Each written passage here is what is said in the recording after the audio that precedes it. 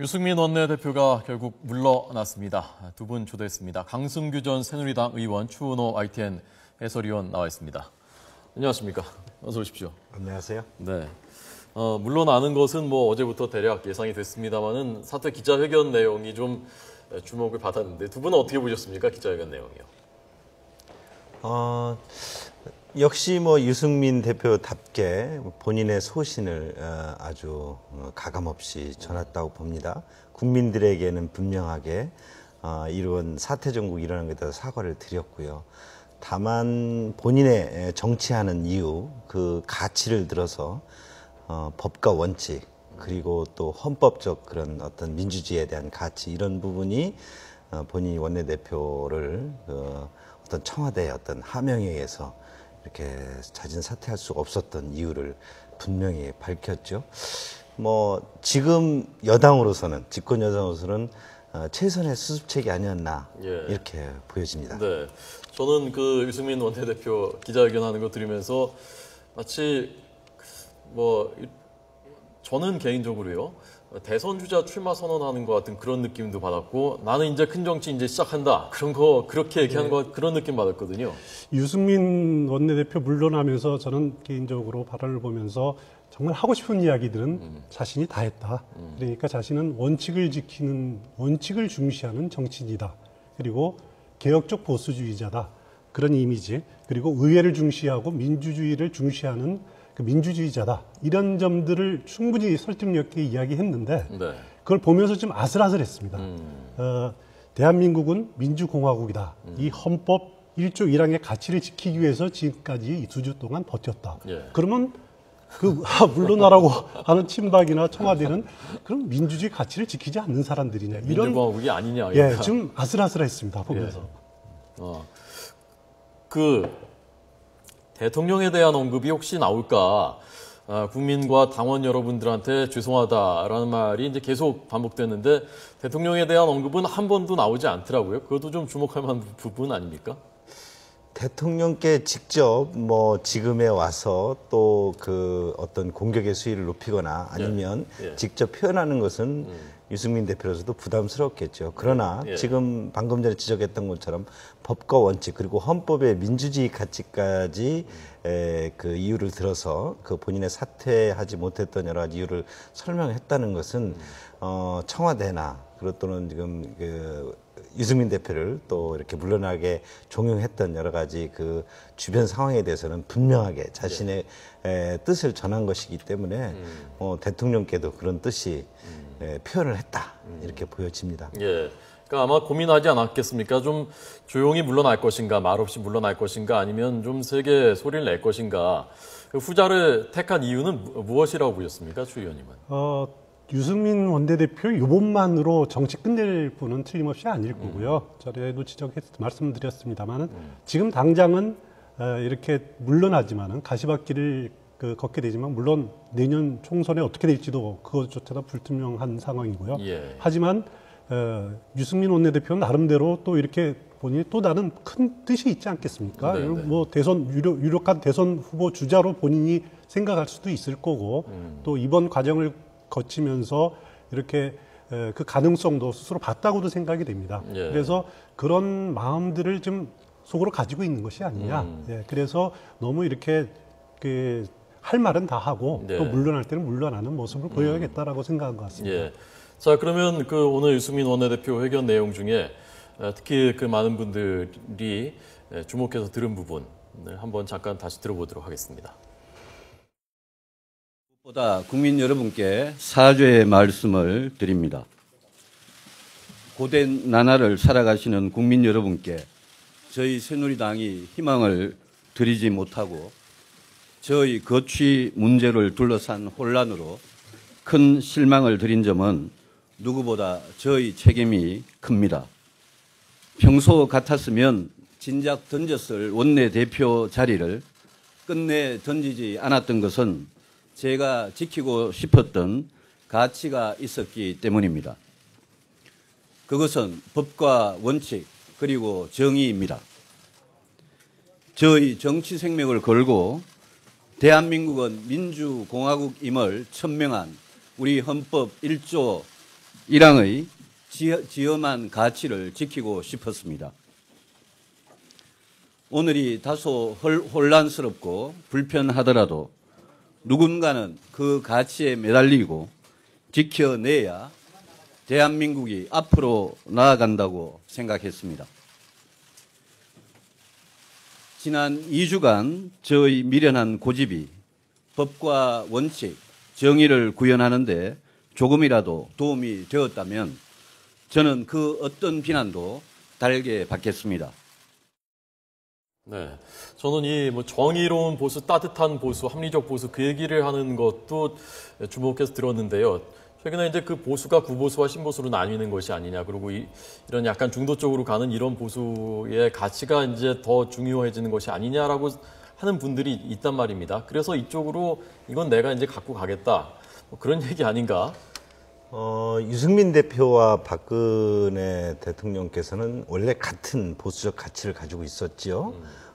그러면서 이제 경제민주화라든지 따뜻한 보수에 대한 여러 가지 프레닝을 가지고 또 유 대표께서 이런 부분에 대해서 직접 공약도 만들었고 그래서 집권까지 가능했죠. 그러나 일단 집권하고 난 이후에는 보면 대통령으로서는 더 전체적으로 경제의 어떤 성장이라든지 그 보수로서의 전통적인 시장 가치를 현실적으로 무시할 수 없을 것이고 그런 측면에서 경제민주라든지 또 따뜻한 복지에 대한 여러 가지 공약 또 본인에서 어떤 여러 가지 가치들이 다소 줄어들거나 또 그 포기할 수밖에 없었던 것이죠. 이런 부분에 대해서 유승민 대표는 굉장히 이런 반발을 했을 것이고요.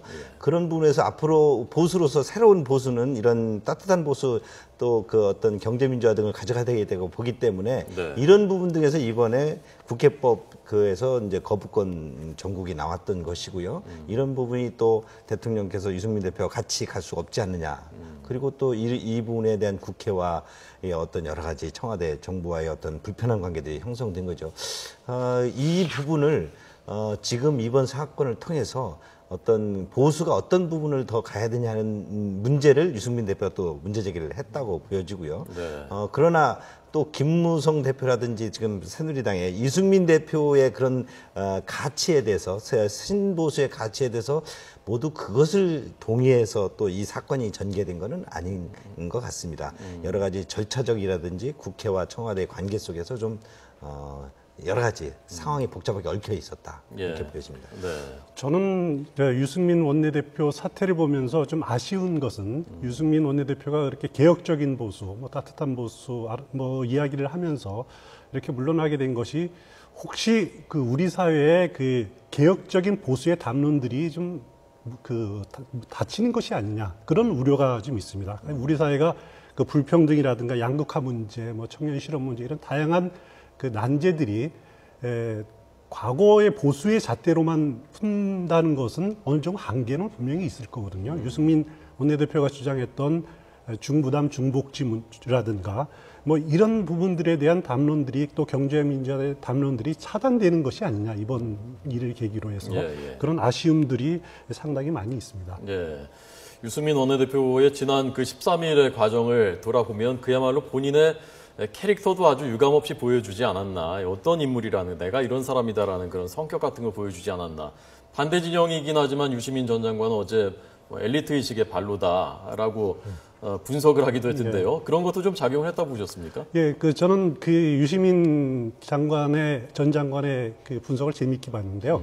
제가 보기에는 유승민 원내대표의 그 행보를 보면서 그리스 신화의 그 프로메테우스라는 그 존재가 생각이 났습니다. 인류에게 그 하늘의 불을 가져다 주고 자신은 그 제우스 신의 그 진노를 사서 이렇게 바위 위에 쇠사슬로 묶여서 매일 독수리에 칼을 쪼이고 이런 그 남을 위해서 희생한다라는 희생 그리고 또 그거로 인해서 고난을 당한다.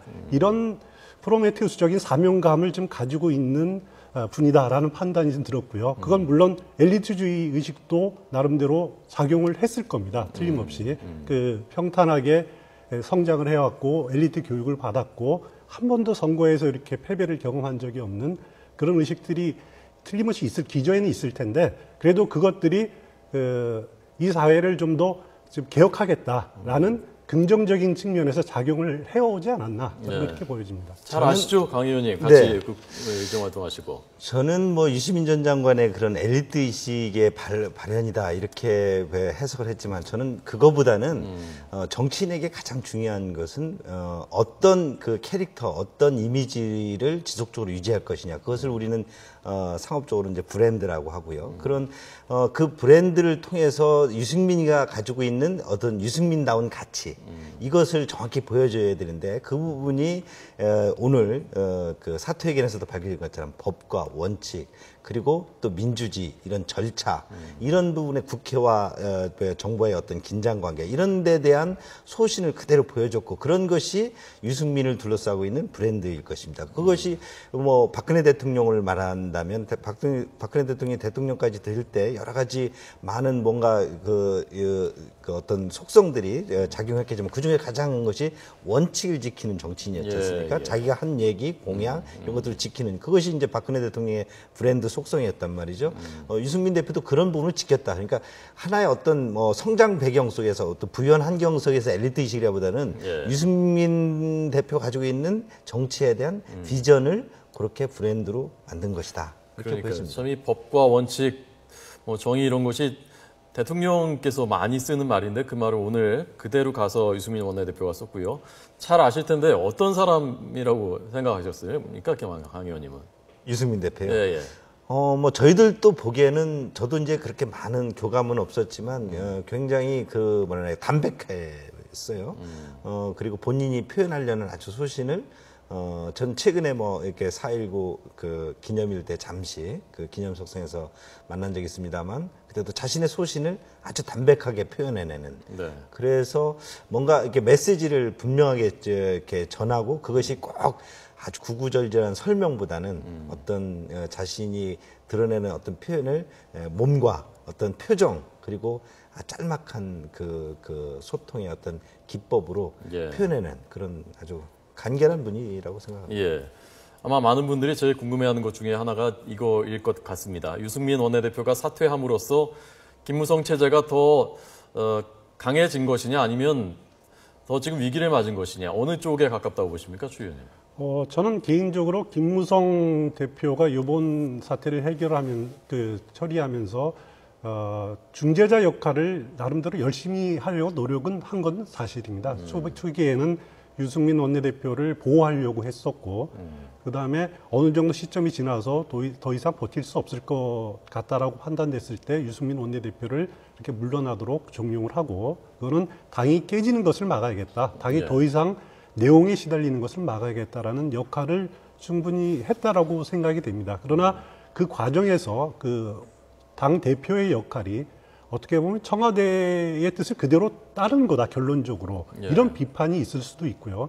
이것이 과연 수평적 당청 관계를 해치는 행동이 아니냐라는 비난은 틀림없이 받을 수가 있을 겁니다. 그러면 김무성 대표는 김무성 대표대로 이 사태를 해결하기 위해서 이런 스탠스밖에 취할 수 없다라는 그런 한계도 보이긴 합니다만은 일단은 김무성 대표가 어찌 됐든지 간에 이 사태를 무난히 해결을 했기 때문에 저는 총선까지 이 김무성 현 체제가 무난하게 끌고 갈 것으로 예상이 됩니다. 예. 일각에서는 이게 결국 그 총선 공천권을 놓고 더 밀리지 않겠다는 친박계, 청와대와 친박계와 비박계가 부딪힌 것이 아니냐, 1차전 아니냐라고 보는 분들도 있지 않습니까? 김무성 대표가 누누이 대표 되기 전후에 강조한 것이 있습니다. 본인은 절대 공천권을 행사하지 않겠다 이렇게 약속을 했고요. 그런 부분에서 이번에 김무성 대표 체제가 무너지느냐 또 아니면 유지되느냐 지금 우리 추 의원께서도 분석했지만 이해득실이 다 있었습니다. 그러나 결국 김무성 대표께서 그 청와대의 어떤 뜻과 같이 하면서 유승민 대표에게 사퇴를 권고하는 쪽으로 방향을 잡은 것은 예. 지금의 그 여당 지도부 체제를 내년 총선까지 가야 되고 그러지 않으면 상당한 혼란이 올 수밖에 없고 본인이 또 소신으로 내세우고 있는 공천을 하지 않고 어떤 계파 계보에 정치하지 않고 정말 인물 중심으로 경선이든 그것이 오픈 프라이머리든 이런 분명한 그 후보 선출제도를 제대로 확립을 해서 가겠다는 의지를 표현한 것으로 보이고요. 저도 그런 면에서 김무성 대표가 지도력에 있어서 다소 침해를 받을 수도 있었지만 그래도 무난히 해결했다고 봅니다. 처음에 아마 유승민 대표 측에서도 굉장히 섭섭했을 것입니다. 유승민 대표의 그런 여러 가지 원칙과 소신을 지켜내려고 하고 그것에 대해서 상당한 비박 의원들이 옹호를 하고 있던 입장에서 김무성 대표가 그래도 사퇴해야 되는 게 아니냐는 쪽으로 방향을 바뀌었을 때 유승민 대표 측에서 섭섭했을 것입니다. 그러나 김무성 대표가 그런 부분에서 물론 청와대라든지 친박 쪽에서 그렇게 하기는 쉽지 않을 것입니다. 지도부가 사퇴를 해서 전체 현재 지도부를 무너뜨린다고 했을 때 그 혼란이 너무 크기 때문에 그렇게까지는 가지 않으리라고 보더라도 집권 여당의 이 지도부의 어떤 혼선이 계속 갈 수는 없기 때문에 김무성 대표가 방향을 잡았을 것이고요. 그런 부분에 있어서 또 너무 초기에 유승민 대표를 정말 밖에서 표현한 대로 찍어내려고 했다면 굉장히 어려웠을 것이다. 그래도 유승민 대표에게 여러 가지 생각할 수 있는 기회와 또 의원총회에서 또 의견을 모으는 이런 여러 가지 방법을 통해서 여기까지 온 것은 그래도 집권 여당이 이 위기를 제대로 그래도 수습하지 않았느냐 이렇게 봅니다. 예. 제가 조금 부연 설명을 하자면요. 공천 문제로만 이 사태를 보는 데는 저는 문제가 있다고 생각이 됩니다. 물론 이번 사태에서 친박이 승리한 것처럼 보여지고 그래서 내년 선거에서 공천권을 친박이 많이 우세하게 유리한 환경이 조성된 것 아니냐. 근데 과거에 당 지도부나 아니면 청와대에서 이렇게 공천을 하고 권한을 행사하던 것과는 지금은 정치 지형이 상당히 변했다라는 거죠. 말씀하셨지만은 이미 새누리당은 지난 봄에 보수혁신위원회에서 완전 오픈 프라이머리를 하기로 이제 당론으로 채택을 한 상태입니다. 물론 그게 앞으로 변할 수도 있을 겁니다. 그럼 100% 국민 경선입니다. 지금은. 그래서 근데 그게 지금 새정치민주연합에서 오픈 프라이머리를 하지 않기로 또 당론을 결정을 했기 때문에 새누리당만 오픈 프라이머리를 하기에는 현실적으로 문제가 있어서 지금 아마 내부적으로 가능한 방법들을 모색하고 있을 겁니다. 예. 그래서 대표도 공천권을 내려놓겠다고 이미 선언을 한 상태이기 때문에 본인이 두 번이나 공천 학살을 당했다고 생각하지 않습니까? 예. 그런 상황이고 지난 두 번의 재보선 과정에서 100% 국민 경선을 통한 후보들이 경쟁력이 있다라는 것을 확신을 했기 때문에 이번 걸 가지고 그냥 공천권 싸움이다라고 하기에는 아직은 좀 문제가 좀 있다라고 생각이 듭니다. 알겠습니다.